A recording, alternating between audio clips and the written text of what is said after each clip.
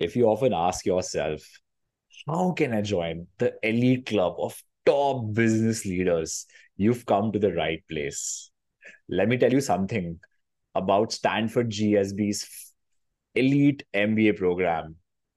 Do you know what is common between the world's top entrepreneurs, whether they are the Ambanis or the Nike founders or the partners who are running the whole venture capital private equity ecosystem of the world? They all got their MBAs from Stanford. Today, I'll cover an aspirational yet unconventional journey of an Indian who cracked Stanford GSB program. आज बहुत मजा आएगा. Don't forget to like this video and share this channel. Happy watch.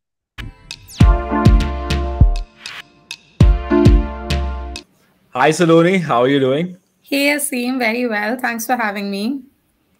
Saloni, I again want to reiterate that thank you so much for taking your time for doing the podcast with me here. Saloni, we have a bunch of themes we wanted to cover today. And before I dive into some of these themes, I wanted to ask you the first question, which is around understanding you as a person, Saloni. And my first question is, what motivates you in life? Okay, that is a very loaded question. But in short, I would say making this world a better place. That's what I've always striven to do. And the second thing is taking care of my loved ones. So both personally and professionally, these two constitute my North Star in some sense. Got it. So apart from the reason I asked you this question is because you have achieved literally everything like people in at least in our country dream of, from investing, consulting, the top B school. Now you're working on a startup, so which is something which is very aspirational. One thing I wanted to now sort of cover is your journey, that what led you to Stanford. And the first question I wanted to ask you was, how was your move from India to UK and post that to consulting? Can you give me an understanding what was the thought process behind that? Yeah, no, absolutely. So I think one thing I should say is that the move from India to London was not at all planned. And you're also a fellow Stephanian, so you know how we go through the placement cycle in our last year. So I had an investment banking job pretty early on, but somehow I just wasn't happy with it. And I dropped out of the placement cycle. That's how it's supposed to be, right? Because once you get a certain kind of job, you're not allowed to participate further. So I got an investment banking offer pretty early on and was just not happy with crunching numbers behind a computer right after graduation. I really enjoyed studying economics and I just wanted to learn more. I wanted to see where this world is taking me. And I genuinely loved learning. I craved knowledge, and crunching numbers just wasn't fitting the bill at the time. So that's when I decided to apply to masters abroad. And I spoke to my professors, and University of Oxford and LSE obviously stood out as the best institutions for higher education and economics. Was very, very lucky and privileged that I got offers from both of them. Decided to go to LSE. Also was very fortunate that a couple of foundations supported me in scholarships, and LSE also gave me a scholarship. So that's how I decided to go to LSE, but I think it was very, very unplanned. I mean, when I was entering Stephens as a 17-year-old, I wouldn't have thought that after 3 years, I would be moving to London. And yeah. This was back in 2015? This was back in 2015, yeah. After you graduated from Stephens? Yeah, after I graduated from Stephens. So I said no to my Citibank offer and decided between Oxford and LSE based on a number of criteria. And for people who are listening, I'm happy to talk about it offline, why I chose LSE over Oxford. But yes, that's how this happened, that I wasn't happy with investment banking. And I just wanted a lot more in life. And I was extremely lucky and privileged, I should say, that I got the offers and also I got scholarship to support me in that journey. Got it. So this shift when you moved from India to London, and you chose academia as your next route. So what was the thought process behind uh, leaving academia for a consulting role That's a in great London? question. I think even when I was applying for a master's, I knew that I didn't want to do a PhD. But, the prospect of going to a different country, that also a country like United Kingdom, the prospect of being taught by Nobel laureates at LSE was just too enticing. So I knew from the start that I will end up working in either the policy world or the corporate world, and will not go down the PhD route. Okay. And I think I just spoke to a lot of alums and attended a lot of info sessions and realized that policy is a bit too slow moving for me. I come from a business family. I always wanted to be a founder, and I just like fast moving stuff. And investment banking was not very, very challenging and not very satisfying, I would say. So consulting Yeah. seemed more fun. And you've been a consultant, right? You I experience so many industries, you work on a range of problems. And yeah, that's how I settled down on consulting. I totally relate to you because back in when I was in college, I remember it was glorified not to get a job in McKinsey. In back in Stephens, it was the aspirational careers. If I remember correctly, were UPSC, becoming an IS officer, Oh, yes. or continuing with the academia, getting into the top institutes. And I know a lot of that motivation also comes from how that our college looks at things in Yes, terms of the that is next true. stuff. That is true. I think Yeah. either, I mean, our college was definitely on the extreme end, right? Where like a Yeah. McKinsey job was not glorified. It was like, oh, if you got through LSE Oxford, that's like the right thing. That's like the But meshes. Yeah. yeah, but again, I think for me, that was just not the motivation. It was simply that I spoke to a lot of people who had done investment banking right after college, and I just didn't see myself fitting there. So when you started off your consulting career in London, uh, a lot of people would be thinking when they're seeing this podcast and they want to end up at a place like Stanford, just like you. What kind of projects did you end up working on? When you look back, you think, hey, that actually it made a lot of sense to do that, which helped me back in my application, etc. Was there? Can you talk about your experience?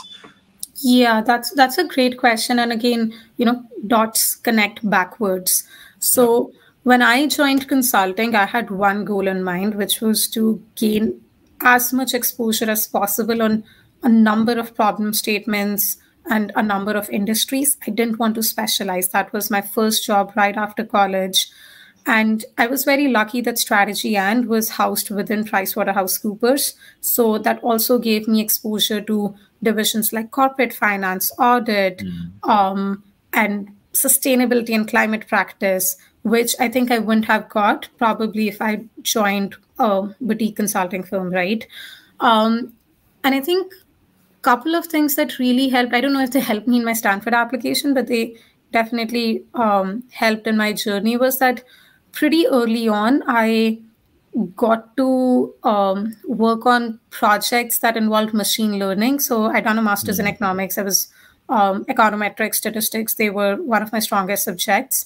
And pretty early on, I was able to use a machine learning model for a client and pitch this technique to a partner. And you've been a consultant, like consultants don't do machine learning, like no one talks about that. We do demand supply, we do all sorts of like qualitative quantitative analysis, but Yeah. we don't do like hardcore statistical analysis. But I found it pretty cool, I loved it. And what ended up happening was that the client liked our analysis so much that it got converted into a playbook. So I, even as Nice. the junior most member of the team, I ended up delivering sessions to managers and like senior managers above me and 100 people at a time on how to use machine learning when you have a lot of data on client projects, and how to, you know, better solve the problems. And I think that also helped me to really define my consulting career.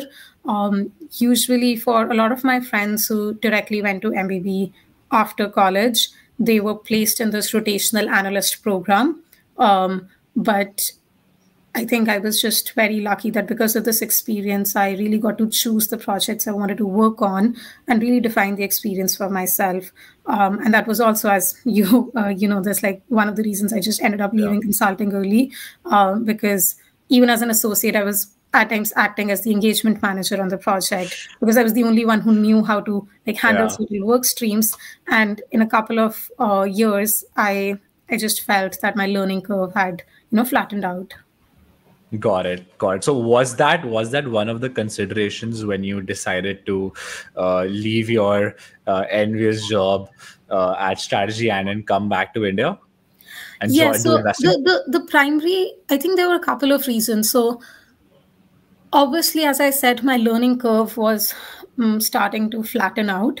I was already acting above my role, and I got early promotion, and I sort of started looking out for other opportunities. But the primary reason was that I didn't see consulting helping me in my path towards entrepreneurship, honestly.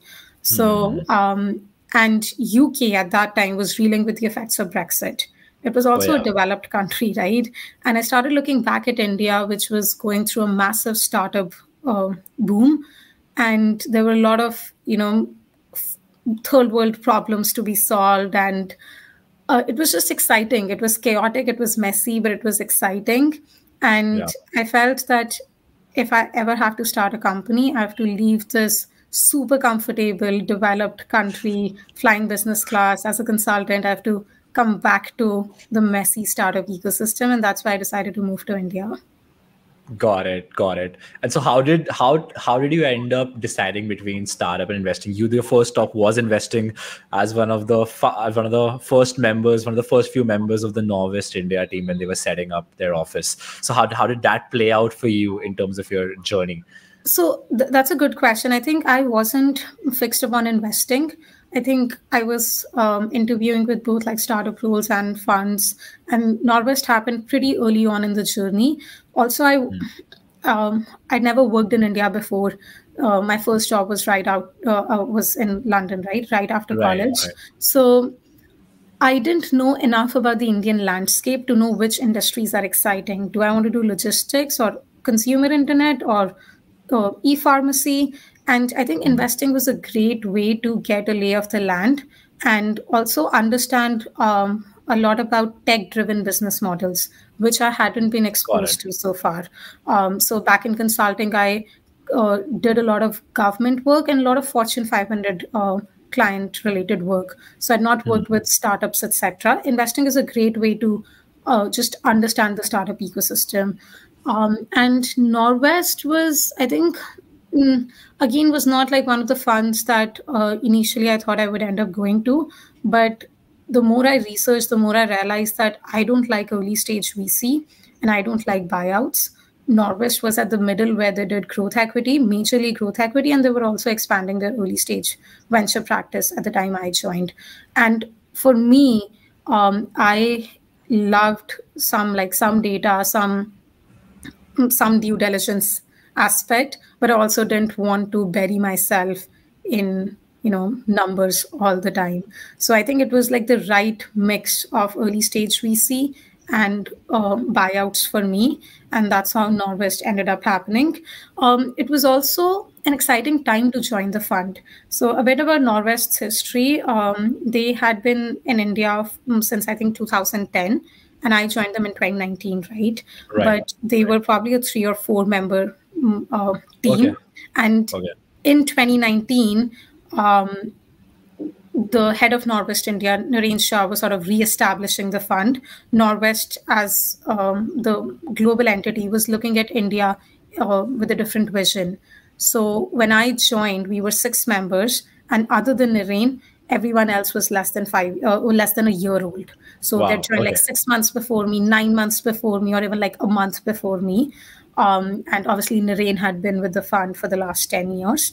And Right. the other three members had gone on to become the head of SoftBank India, the head of Naspers India, and the last one set up his own fund. So for me, it was a testament to how great this place is, that after like 7-8 years of a career here, you literally end up getting the best positions in investing, right? SoftBank was a pretty heavy weight at that time, and it had just started investing in India, and a Norwest partner ended up becoming head of Norwest, SoftBank India. So for me, it was just a testament to Narain's mentorship, and also an exciting time to join the fund, because everyone was so new. We got to sort of like decide how we wanted Northwest India to be. Yeah. Yeah. Yeah. What year was that when you joined? Was it This was 2018? 2019. 2019. Got it. And I'm assuming which sectors were you basically looking at, Saloni, at your time at Norwest? So I looked at both early stage venture and growth equity. And within early stage venture, I developed our investment thesis in logistics tech that led to our deal in express fees in 2020. Then I developed our thesis in edtech, which also led to another deal after I'd actually left the fund. Then I did a lot of financial services, did a $30 million deal with the SMB lender, Veritas, and within financial services also looked at InsurTech and affordable housing finance. So all four of them were sectors that Norwest did not have prior experience in. So that was literally building the sector thesis out from scratch. Really cool, really cool. And I'm assuming you didn't have any kind of investing background No. before that, and this was your first, and you it's pretty envious in terms of how the kind of exposure you've gotten so early in your career. What one thing I now I'm would very say curious. here Yeah. that no pain, no gain. A lot of my friends who went to like Blackstone and Sequoia, and like two of my really good friends were in Blackstone and Sequoia, respectively. They got a lot of training. So life was for them was much better, and for me, I had to learn everything on the job because there was no analyst program. I was the first Yeah. analyst with the fund ever in their history, and I had to learn everything on the job. So I think part of the exposure was also because I'd gone through a very rough phase of training myself in the first 6 months. But that's what makes the experience really valuable, because you were part of one of the first few members of the analyst cohort. Yes, yeah, I was like the first And member, not the right, analyst like, cohort, yeah. and I just starting from scratch. I mean, there's a different feeling to it, just being part of the founding cohort. But I'm sure, like, it was a great, it was a great time. It was in Bombay, or it It was in was Bangalore where Bombay. you were Yeah, living? no. It So was they didn't Bombay. have a Bangalore office. It was in Bombay. Did you like the city? Did you like Bombay, the city?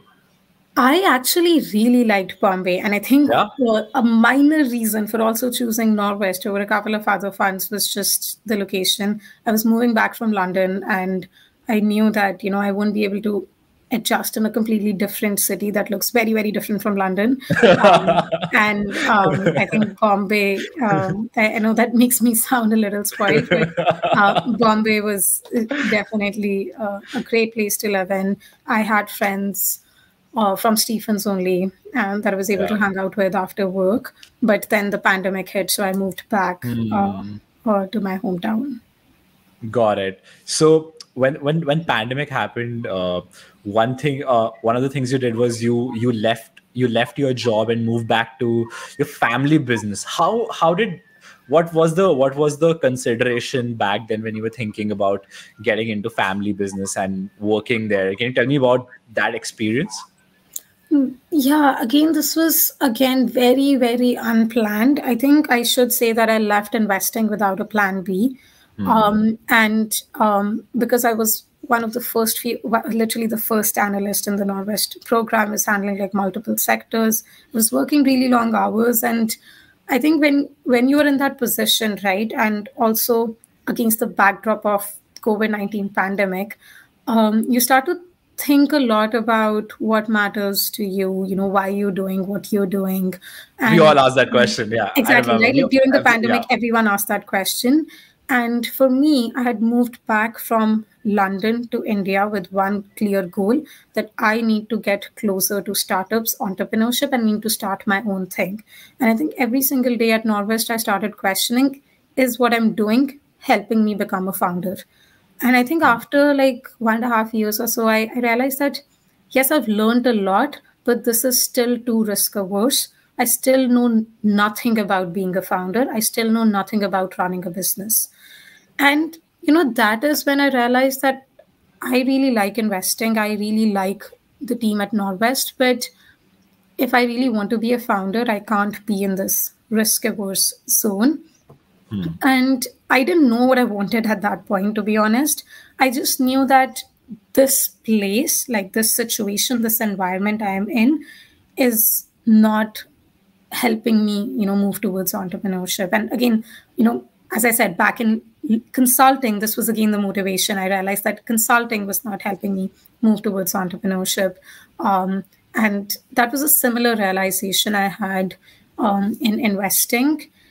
And again, I didn't know what I wanted to do after Norwest. So I just left Norwest without a plan B. I came to the US to visit my sister, actually got stuck in the US for 4 months, did a lot of traveling, Wow. ended up meeting a lot of startup founders and just like mentors in life, did a lot of soul searching, turned down a very prestigious post MBA senior associate offer from another VC fund. And then I think I just decided that I want to go back to my roots. I want to know how a real business is built without any valuation crap, without any funding crap, no VC. And for me, my father has always been the greatest entrepreneur I'll ever look up to. So I just Yeah. decided to, start working with my father. So how is can you talk about that experience when you were basically working in your family business with your father, and what led you, and how did you create the opportunity of working at OpenSecret as the chief of staff? Because that was a really interesting transition as well. If you can touch upon that. Yeah, so I think for where again, this was 2021 when India was going through the third COVID wave, which was very brutal for us, right? So when I decided to not do anything with the corporate world and literally stay at home and work for our family business, we were just transitioning out of COVID. So a lot of my work was around like putting protocols so that we can get back to office safely. And then there was this interesting opportunity of dealing with pent up demand in the market. So we are into manufacturing of textile machinery, and obviously we are very, very traditional, non-sexy, non-tech business. So there is literally no data out there. So I literally had to work with some of our office managers to understand what is happening to our order book, and I started noticing trends around rise in pending orders, etc. So a lot of my work was around dealing with this pent up demand after COVID, and then making some changes around our supply chain to make sure that we have the raw materials we need to cater to this demand. We ended up buying new machinery, just having a lot of like rejig of the not of the organization of the processes to make sure that okay, now we are literally going for 2x growth because COVID is now over and we need to get back to not the original business but actually like better than the original business. Yeah. So that was what I did. And that was also again like December was when I decided to take my GMAT. I applied to Stanford, and you also know that Stanford was the only school I applied to. Yeah. I got connected to OpenSecret in like January through a friend. And I think at that time I'd worked in my family business enough to know that, okay, we have established the processes. A lot of the bottlenecks in supply chain have now been resolved and things were sort of back to normal. They were a lot steadier. And Ahana, who's the founder and CEO of OpenSecret, was looking for someone to build out a new business line from scratch. And I found that opportunity very exciting. I told her that, I might go to business school. So we were just like, okay, let's just see if Yeah. you want to work here. And that's how OpenSecret happened. Again, it was the opportunity to just build something from scratch. And I'd worked for a traditional business for some time. I wanted to see how a venture-backed business looked like. Got it. Settle this debate I was having with a friend of mine, Saloni. Do you think investors make good entrepreneurs, or do you think you like? Does it help an entrepreneur if you have an if you all have investing experience, or do you think it's okay to get right into entrepreneurship? I If you mean, had to, if you had to, definitely get right into entrepreneurship. Investors, I won't say like investors make good or bad entrepreneurs. It's just that operators make great entrepreneurs. And a lot of what I'm doing right now is inspired by my literally 1 year of experience as an operator. Oh, so I won't say investors make good or bad entrepreneurs, but when you feel like just like get into entrepreneurship, operating really helps, because that is when you're getting your hands dirty. That is when you deal with the messy situations and you understand the impact of your actions on revenue, on profits, on costs, right? One thing that investing really helped me was to just not get carried away by any like funding discussion, valuation discussion, or even like um, even just a lot of this buzz around entrepreneurship. Like I took my time to understand business model. I took my time to understand like the market need, and I think that careful thought pattern is what I got from investing, which I see a lot of other founders lacking. And I have a huge network of like founder friends, and we always talk about this, that at times people are in love with building great products, whereas you have to build a great company. And that's a big difference, right? A great company has a lot of other things besides a great product. So I think that is the benefit I had, but definitely don't think that investing is the right path to entrepreneurship. got it. No, this is something I was thinking about for a very long time. I was reading with my friends, and thank you for giving this perspective. When it's coming If right from anything, I someone who's would actually, say yeah. that, I had to unlearn a lot of things I'd learned in investing. And Oh, this was really? something a lot Okay. of my mentors here at Stanford told me, because, at times you're really worried about monetization, or you're worried about just a Yeah, lot of things which you are used to seeing as an investor. But being a founder is completely different. So very different. one of my mentors actually told me that you're being ill-served because of your time at Norwest, and you'll have to unlearn a lot of those things. Got So it. This the is pros very and cons, interesting I would say. perspective. So some Yeah. things you have to unlearn, and some things you're able to draw upon. So only I'm cognizant of the time. That's why I would get right into the second theme I wanted to speak to you about was the Stanford GSB program. Yes. And one thing over the first question I wanted to ask you was Stanford has a famous statement of purpose question. What matters to you life the most, and why?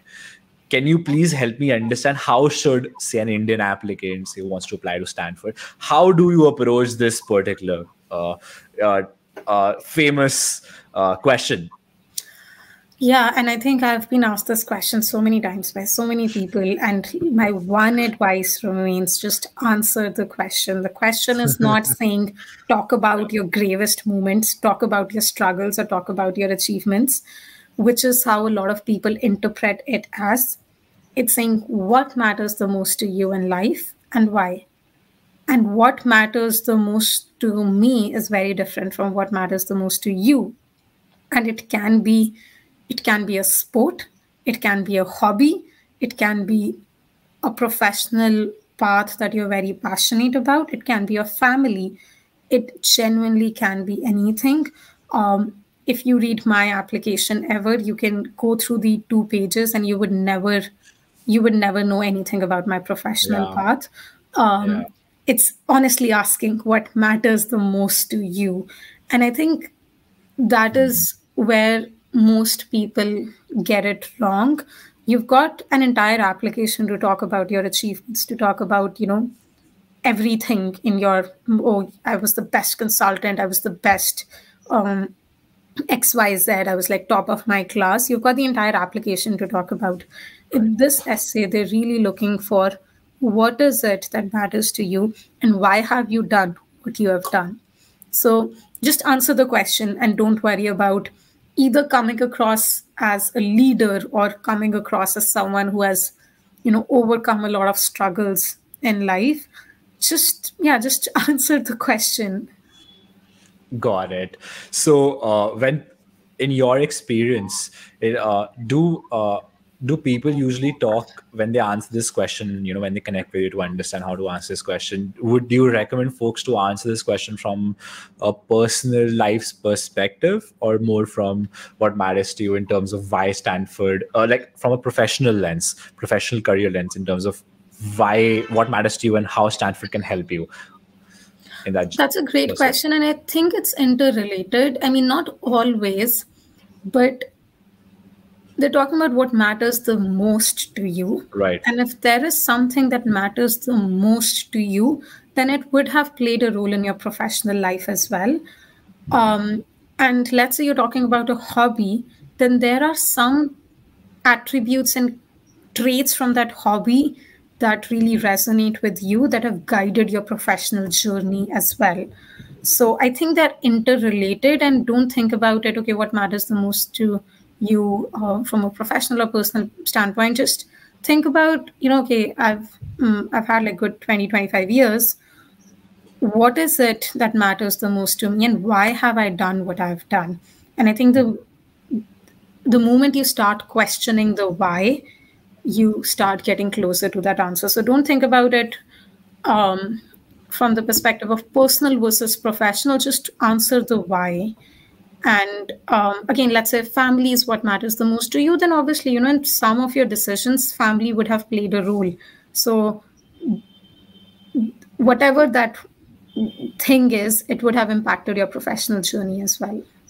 Got it. This gives a lot of perspective in terms of how you should approach it, because I've been looking for this answer, like on the internet, on YouTube, but I just couldn't find in terms of how you can answer this. And in India, like, you have a lot of admissions consultant who basically help you craft a story which might not be even reflective of what really matters to you, just to make you look more good Yeah. in front of the I admissions mean, I've committee. heard of it. Yeah, I know what you're talking about. I've heard of it.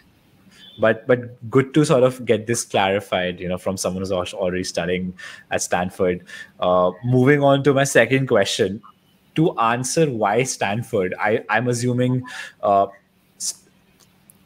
it would help to sort of talk about how will Stanford help you achieve your short-term and long-term career goals. So I wanted to just understand what really happens at Stanford. What's the secret sauce that you are taught at Stanford? What kind of courses you you usually end up taking as a GSB student, which differentiates you, from other So I businesses? think, as you said, in why Stanford, you should focus on how GSP will help you achieve your long-term and short-term goals.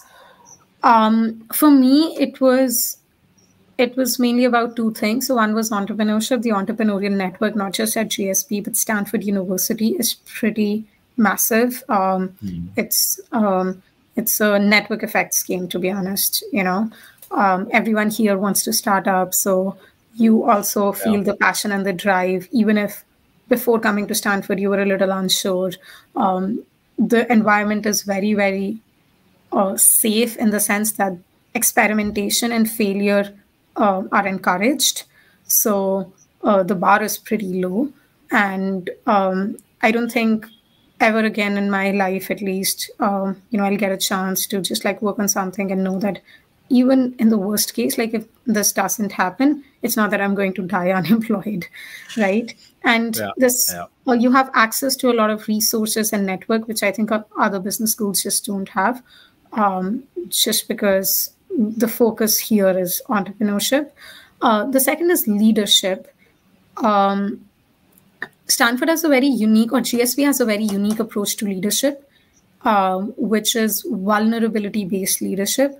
They focus a Okay. lot on your personal growth and self awareness, self reflection, looking inside yourself and using that to become a better leader, as opposed to your traditional characteristics of becoming a leader by being like super extroverted, working on your communication skills, or managing teams. It's a lot about looking within yourself.